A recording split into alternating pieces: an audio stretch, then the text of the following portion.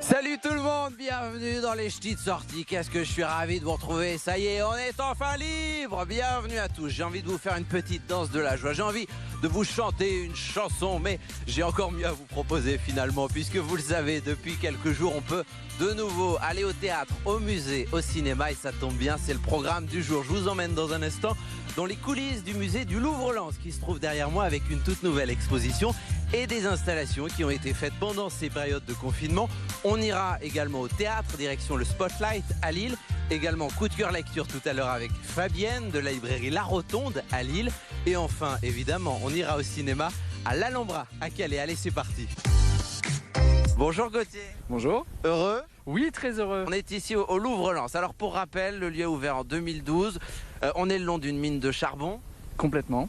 On est même sur un ancien site minier. Et donc on est sur un bâtiment, un musée qui présente à la fois les collections du Louvre, dans sa grande galerie qui est la Galerie du Temps, qui présente aussi des expositions temporaires, comme en ce moment dans l'exposition Les Tables du Pouvoir, ou dans le pavillon de verre, dans lequel on a une installation d'un artiste contemporain qui s'appelle Bernard Venet.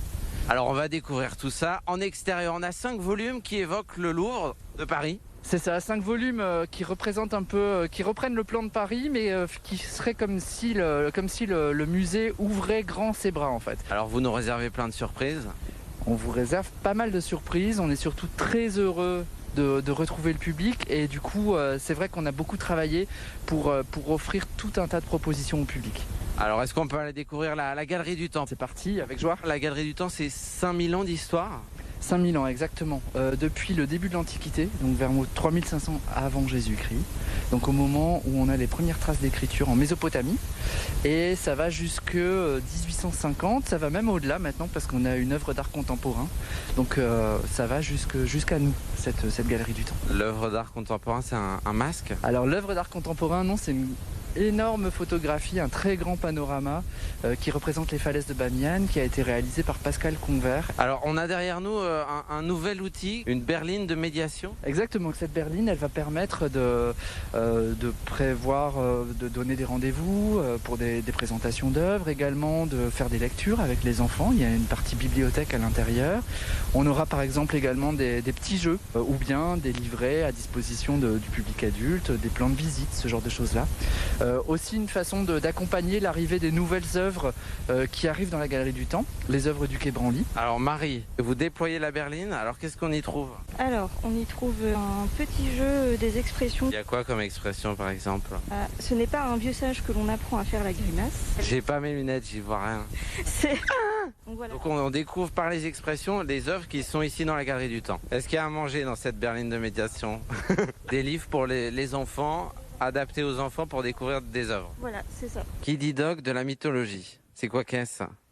Oh, comme c'est joli. Qui est Héra? Elle est à la fois la sœur et l'épouse de Zeus, c'est la déesse du mariage et la protectrice des femmes. Souvent, un superbe pan l'accompagne. Bocola, on y va maintenant? Alors, vous nous avez parlé de nouvelles œuvres arrivées du Quai Branly, notamment un masque kanak. Alors oui, c'est un masque kanak effectivement, donc qui est présenté ici. Alors c'est un masque très particulier parce que... Ah oui, là il y a le nez, d'accord, je le voyais du mauvais côté. Il faut savoir qu'à la mort d'un chef par exemple, donc les deuilleurs, ceux qui prenaient le deuil, se laissaient pousser les cheveux volontairement et donc ensuite se couper les cheveux pour pouvoir réaliser ces masques à l'effigie du chef qui était mort.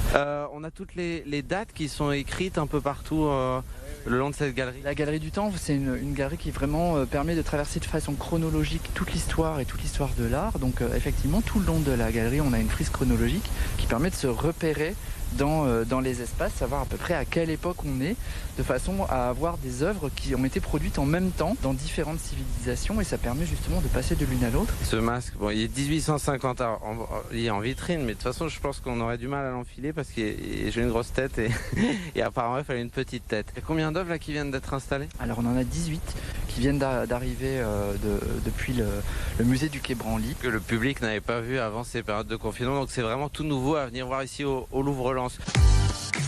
Salut Marc. Bonjour, comment vas-tu? Ça va très bien, heureux, content, ça y est, enfin. La forme olympique, hein. On est très heureux, même si on va pas accueillir beaucoup de monde, 50-60 personnes, mais on est content de redémarrer. Le programme pour tous les jours, le Spotlight sera ouvert le soir pour des scènes ouvertes. Voilà, donc on ouvre à 17h et à 19h tous les soirs une scène ouverte qui va durer 1h15. C'est 6-7 artistes qui vont faire 10 minutes, certainement des sketchs qui ont créé pendant le confinement. Je vois toutes ces affiches derrière nous, ça annonce quoi? On va avoir bien entendu Jérémy Crédville, on va avoir les jumeaux, Steven et Christopher, Maë, Julien Bing, Marina Carr. Pour prendre sa place, comment on fait? On vient au Spotlight également et on voit Isabelle. Et ça coûte combien? Ça coûte rien. C'est gratuit? Ah oui, c'est entièrement gratuit. Enfin là, il y a normalement on prend un verre pour rentrer, comme les verres ne sont pas autorisés. Pendant quelques jours, ce sera 5 € l'entrée, le prix d'un verre. Et ensuite, c'est une boisson pour les scènes ouvertes. Et bien entendu, d'ici quelques semaines, reprogrammation des nouveaux spectacles, des one-man, des humoristes. Allez voir sur le site internet du Spotlight ici à Lille et venez tous les soirs, scène ouverte. Allez, on poursuit avec le coup de cœur lecture de la semaine. On retrouve Fabienne de la librairie La Rotonde, toujours à Lille. Bonjour Fabienne. Bonjour Colas. Vous avez choisi Octavie, un livre sur la condition des femmes au 19e siècle, ici à Lille. Ici à Lille. Donc Octavie, c'est l'arrière-grand-mère de Monique Latsou. C'est un nom qui est assez connu en France. C'est sa cousine qui est connue. Et Monique a choisi de nous raconter l'histoire de son arrière-grand-mère après avoir retrouvé des lettres échangées entre la mère et la fille, au 19e siècle, à Lille. On y parle de la vie de mère, on y parle de la vie de femme, on y parle de la peur de l'avortement et de la grossesse. La contraception n'existait pas à cette époque-là. On y parle aussi de l'industrialisation et de la transformation de l'île, comment les canaux et l'eau dans l'île étaient asséchés. Je vous invite à le lire. Merci Fabienne.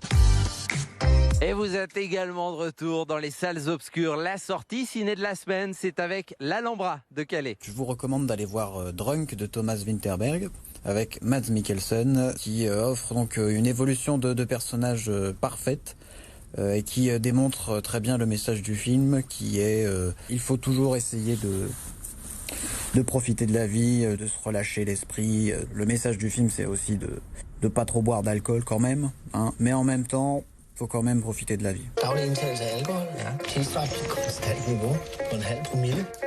Med henblik på indsamling af evidens, psykologiske og psykoretoriske følgevirkninger samt undersøgelse af forøget social og faglig ydeevne. Det er kun i arbejdstiden, vi drikker, ikke? Men det er jo ligesom Hemingway. Vi drikker ikke efter 8 og ikke i weekenden.